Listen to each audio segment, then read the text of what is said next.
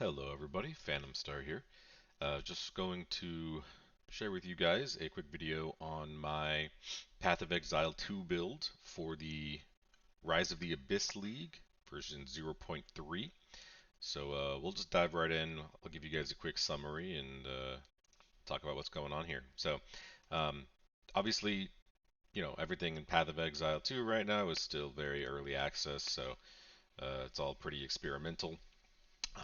So take everything with a grain of salt. We're all just kind of figuring stuff out, but I haven't really seen this build posted anywhere out there, and it's been a lot of fun. So figured I'd share it with you guys. Um, so this build, as you can see, is for the Amazon Huntress, revolving around Twister. So all physical damage is how this is working. There is no elemental damage to this build, just physical and bleed, with evasion as your primary form of defense. Now, obviously, what you'll see is I'm dashing in and out a lot, um, using Blood Hunt. So we'll just kind of cover the main caveats of what's going on here. This build is very, very, very easy and cheap to put together, and you can play it basically from the beginning of the game all the way to in-game. I'm currently in pretty early in-game, have had a lot of success, and pretty much breezed through the entire campaign at this point, including Act 4 and the interludes without really any difficulty. So pretty solid build, a lot of fun to play, really easy to play, and doesn't really take anything all that specific except for one item, one unique that really you need, but only at the end of the build. It kind of evolves with you as you start, and there's a couple of pivot points. I'll go into those in just here in a little bit of detail in a moment, but there's a couple of pivot points in the build that kind of you can choose when to engage them, so to say, when you feel ready to make a switch, to kind of level up how you're playing from beginning to end. So as you can see, I'm kind of tearing through this rift pretty easily, through this map here, without a lot of difficulty. You'll notice I'm pretty much just face tanking everything. I'm not really worrying about taking any damage, or really any of these elemental effects or anything. I do have max resistances right now, just about. Um, but for the most part, this build is pretty safe, at least for anything that I've encountered, and doesn't really require any crazy requirements to get there other than the standard. If you want to do maps at some point, you'll need to have your resistances capped pretty well. So very good AOE clearing damage. There's certainly ways to fine tune this build further, but that I'm sure would make it even better. But as you can see, not really a lot of concern there in terms of danger, and pretty quick AoE clearing. So quickly, let's talk about what's going on here for this build. So I am basing this on an evasion style. You can see I'm rocking about 60% right now. If I do throw on some additional of my activations there, you'll see this jumps up even further to 62%. But that's really your primary point of defense alongside deflection. So even if I don't evade, I still have a chance to deflect and reduce another about 40% of that damage. And you can see my elemental resistances are pretty nearly capped with a little bit of chaos resistance. So all pretty well and good. So what am I actually using here? Let's look at some skills real quick. This is, like we said, based around Twister. This build combos with Bleed. So as you'll see here, I am using the Armor Break support. This is because I'm doing all physical damage, and therefore this build leverages Armor Break in order to do two things. One of which is make sure you don't run into any issues with enemies that have high physical resistance, because you'll notice that I'm also using the Blood Hunt with the support skill that consumes broken armor, to hit that full damage ability there. And then along with Bleed 3, so everything does bleed damage for my twisters that are constantly bouncing around. They're always doing bleeding, which you'll notice the explosions of blood going on. That's all coming from Herald of Blood. So this is what's causing the vast majority of your AoE damage for the packs of enemies. Everything gets bled by twisters, immediately explodes from Herald of Blood, which is your spirit skill, and poof, they go. You'll also notice on Twister, I'm using pin. There is a pair of boots you can get that applies pinning, but if you don't have those or don't want to use them, I've actually moved on past them at this point. You can use the pin support. Pinning here is very, very, very important because that's what you use to build your frenzy charges. So you'll probably see I'm using combat frenzy as my other second spirit skill. So when you freeze, electrocute, or pin an enemy, you get a frenzy charge. Now this comes a little bit later in the build because you don't have a way of consuming frenzy in any meaningful way. And remember that in Path of Exile 2, having charges doesn't do anything on their own. They are only used when you actually activate a skill that consumes charges. But this build leverages some passives that we'll talk about that improve your survivability and damage when you consume frenzy charges, um, which we saw me consuming via Wind Serpent's Fury. So this is a great skill, but it is a tier 14 skill, so you really don't leverage this part of the build until the very towards the end of the campaign when you unlock those tier 14 skills and can get Wind Serpent's Fury. There's other ways to activate Fury charges, or Frenzy charges, excuse me, but they're not great with this build. They don't combo super well. So I'm not going to go into all the supports I'm using here. I'll kind of show them. In this case, we're using Perpetual Charge, Punch Through, Impale, and Brutality. For that, Disengage is a bit of a support. This is kind of just for that in and out playstyle. This does definitely help you if you get into a sticky situation, you need to escape. The one problem with Disengage is you can't really control its direction, so you can actually end up in a worse spot than you started.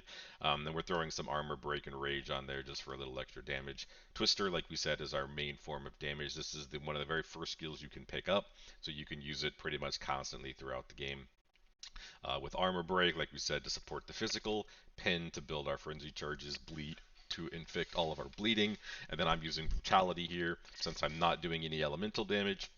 This also helps me ignore additional physical damage reduction with the Brutality 3, not to mention the additional physical damage. So, a very good set of supports here. Now I'm also using Tame Beast. We'll talk about Tame Beast a little bit more later. You do not need to do this. Obviously, this takes a lot of extra spirit. I think my Tame Beast actually requires like more than 45 spirit, nearly 50 spirit to use. But if you find an item or a chest piece or something or an amulet that adds an additional amount of spirit for you, this is a great addition. In my particular case, I'm going for the extra physical damage aura. That's what's really useful here. There are other ores that would be great. Obviously, elemental resistance. If you need that, you could switch some gear around. Energy shield, haste aura, which I think is a little bit nerfed, but there's certainly other resistance auras that you could use that would be helpful, or other shared auras from your pets. Um, Also, having them be armored so they live longer can be helpful because some of his build's survivability does come from actually shifting damage taken to your companion. So the longer they live, the better. Not to mention, as while they're alive, they give you the auras and you want them to stay alive as much as possible. So that's kind of why I've thrown the loyalty support on here, you'll notice, and then try to keep him alive a little longer with the additional taking less damage there. So again, this is an optional inclusion here. If you don't want to use Tame Beast, you can also use the Wind Spirit um, support skill that the Wind Dance, excuse me, that gives you more evasion. So it's just a default stacking evasion, which is also a great additional um, survivability option. If you find yourself dying, you could always switch this out for that. Play around with different pets. Tame Beast is a lot of fun. It's kind of weird to use right now. Some things just like don't get tamed. We know for obviously that pets and beasts that spawn intentionally, like they're for certain events on the maps, you can't tame. But it also just seems like randomly there'll be beasts that you can't tame for like no apparent reason. So, but fun to play around with, and definitely some benefits there. And then we're using Blood Hunt, so this is kind of your finisher. This is what you use to go in and out of combat. You saw me diving into enemies here with Blood Hunt. This is kind of your big burst damage. Using Execute, so I use this when they get low on life to finish them off. And then I have the stacking critical. A lot of this build actually scales off crit chance and accuracy when you get to the final phase, so we'll talk about that more in a bit. But having this thing basically guaranteed to crit is also very nice. alongside exploit weakness, which we talked about, to consume that broken armor and kind of build that armor cycle where you break it down and then burst it with blood hunt. And then if I'm just using pursuit here as kind of a final for more damage. Bloodhound's Mark, this is exclusively for single target when you have a rare or unique enemy that's going to live a little longer. So you throw this guy on there. This actually converts your blood loss to heavy stun, which makes the target um, basically get stunned a lot easier. And then along with the blood loss you're doing, makes it a little easier to kill those heavy enemies as well as the explosion of blood damage when they get stunned. So the nice bonus to this is that you can increase your armor break on them with physical damage using this support skill Mark for death. So just a nice little bonus there to help your single target damage when you need it. Like we talked about Herald of Blood, this is for the brutality, for the explosions for AoE clearing exclusively, but very useful. Combat Frenzy is kind of the requirement to use the Frenzy Charge portion of this build that you can enable once you have Wind Serpent at the end. Um, we combine that with Charge Profusion, of course, to get additional charges. And then this is really important to Combat Frenzy, which is another good thing you can throw on all of your support skills that allow for it. We don't actually even have it on Herald of Blood yet, just from Spirit Reservation things. But if you have more Spirit, throwing Precision on there is great, as this build does scale off accuracy. So very, very useful now that you can have in PoE2. As of this patch, I believe you can have more than one of the same support gems in your skills. So very good to do. And then you saw me doing some culling there at the end. This is just kind of a fun little final finisher. The fun thing about it is that you can use Behead.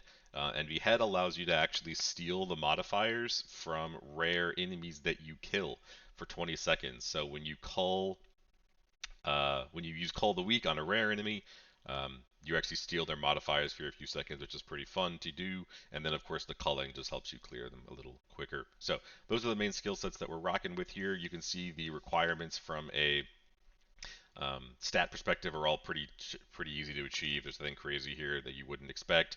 Low int, relatively moderate dex, then everything else is just going into strength. As you can see here, our strength has actually surpassed our dex at this point, and that's purely to build HP.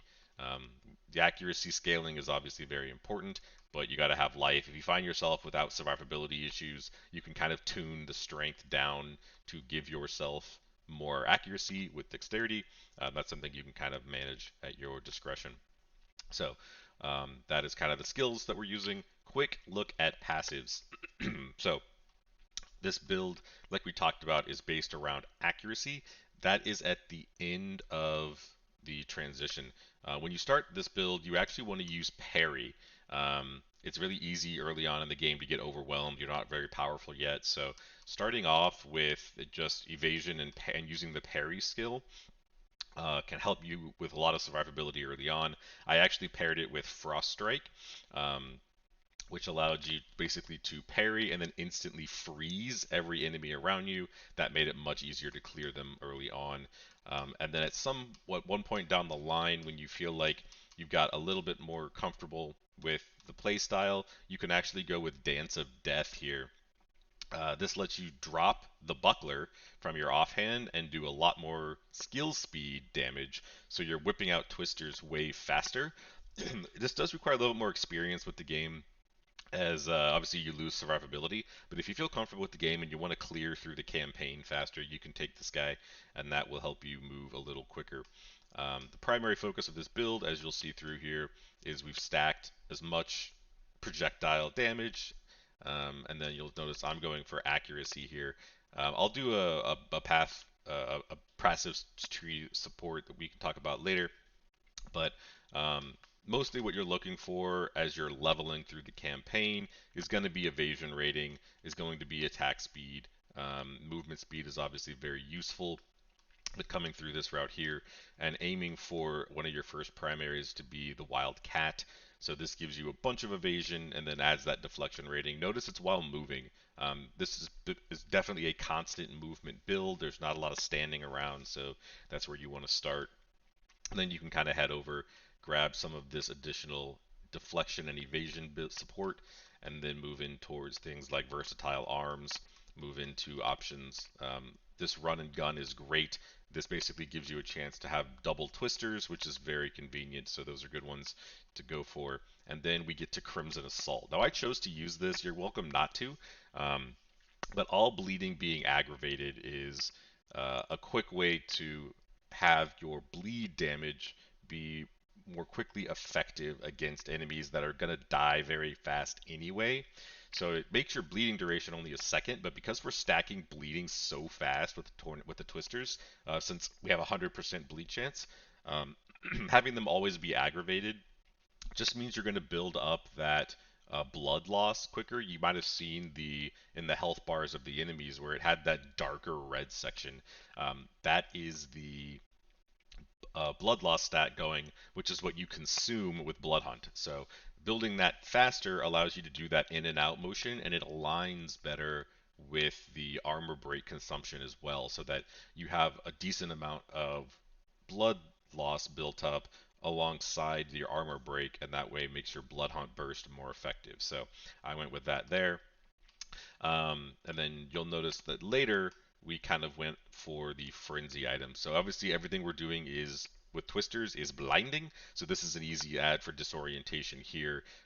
There's free damage against blinded enemies, which everything we're hitting is being blinded.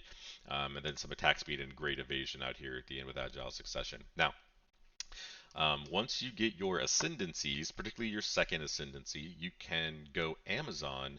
And what's really making this build work is critical strike here, which basically says your chance to hit, meaning accuracy, can exceed 100%, and you get critical chance for 25% of the extra hit chance. So the more accuracy you have, the higher your chance to hit, and then that builds your critical hit chance. And then on top of that, um, anything when you get your second ascendancy, you take penetrate here, and that will basically add additional physical damage based on 25% of your weapon accuracy rating. Now that is specific to the weapon, not your character accuracy. So you'll notice the spear that I'm using here has over 300 accuracy, as that is what this is basing off of. If you don't have a weapon with high accuracy, it's not really worth taking that particular passive yet, but you absolutely want to go that direction once you're able to grab an accuracy rating weapon. This is definitely one of the things worth going into the auction house to grab. We have the new trade website that's built into the game, very easy to use. You can go ahead and grab that. The other item that you'll want to use when you're ready to switch to the passive section, or to the accuracy section of this build with those ascendancies, is the Lycosidae. So this is a rampart shield. Obviously means you can't parry with this, but we're not parrying. We're using this specifically for the third modifier here of accuracy rating is doubled. So that is huge. Obviously the armor isn't really helpful for us, but doubling your accuracy rating is fantastic, because even though it doesn't apply to penetrate, it certainly does here to your critical strike chance by increasing your chance to hit. So big game changer there. In the meantime, if you don't have an accuracy weapon yet, or you're not ready to switch all the way over, you can use Predatory Instinct as well.